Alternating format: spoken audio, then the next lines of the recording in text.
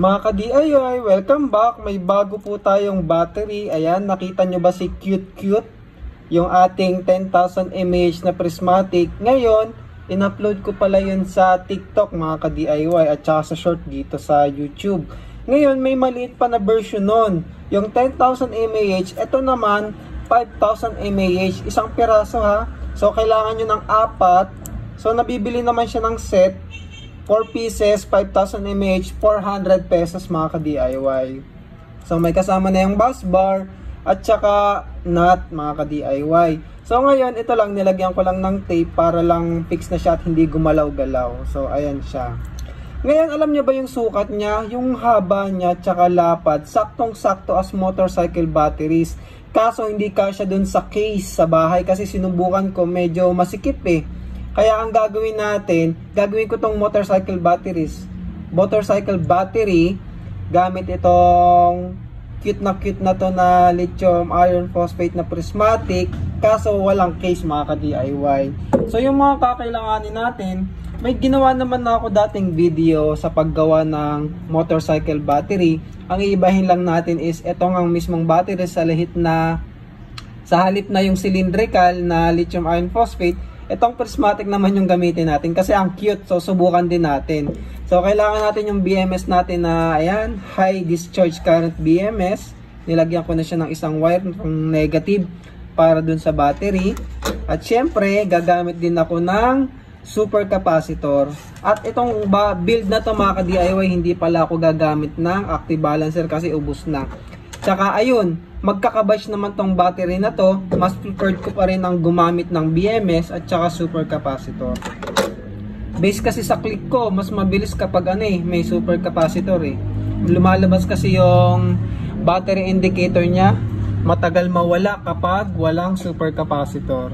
So paano ba siya buuin? Ayan, nilinya ko lang siya ng series. So positive, negative, positive, negative, positive, negative, positive, negative. Tapos i-connect nyo lang tong tatlo na to, yan. Ito na yung main positive at ito naman yung main negative. Yung ating BMS, meron niyang wire. So kinabitan ko lang yan ng mga ring connector para madali ikabit. So unang-una, ikabit nyo lang yung negative. Siyempre dito. Sunod-sunod lang yan mga ka-DIY. Negative.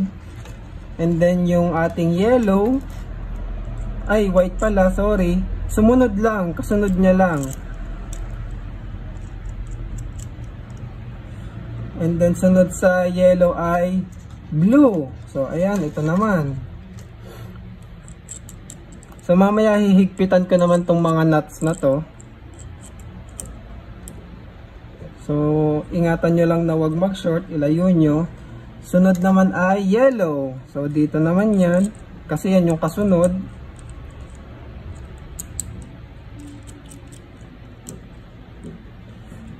At syempre, yung ating main positive, dito yan mga ka-DIY. So, dito rin yung mismong terminal ng ating battery sa motorcycle. Ayan. And then, pwede na natin tong ikabit sa ating BMS. Pero yung BMS, paano siya ikabit? Yung negative B, ikakabit natin yan dito. At syempre, dito sa negative P, yan naman yung ikakabit sa motor mga ka-DIY.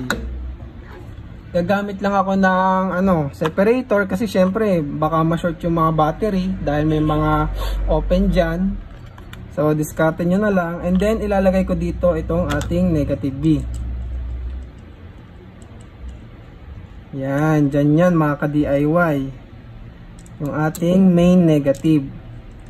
So ganyan lang ha, sundan nyo lang kung gusto nyong gayahin. Tapos ang ating super capacitor, siyempre, dalawa lang naman to, negative and positive. Ikabit din natin dito yung negative at yung positive naman dito sa kabila. So, nilagyan ko na rin ng ring connector. Yung wire nito galing lang din sa BMS. Pinutol ko na lang kasi mahaba naman yun.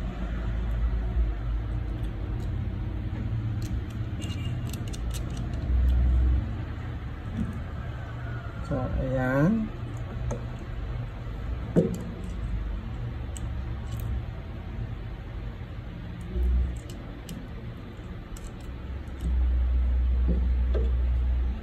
Yan.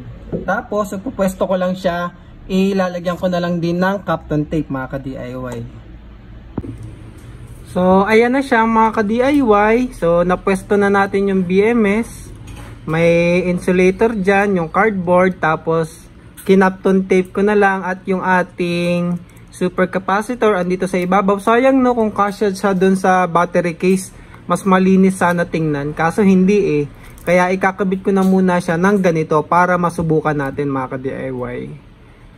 So possible lagyan ko na lang din siya ng shrink wrap para mabalot, pero nasa depende na sa inyo mga ka-DIY kung paano nyo siya babalutin. So ito muna, parang holder na lang din kasi yung Kapton tape eh. Tapos ito na yung kakabitan natin ng positive ng motorcycle at dito naman yung negative. So ikabit ko na mga ka-DIY at subukan natin. Mga ka-DIY, ayan pala, nakabit ko na siya. Yung ating bagong DIY Live lithium iron phosphate battery. So ito yung positive at ito naman yung negative. Ngayon subukan natin.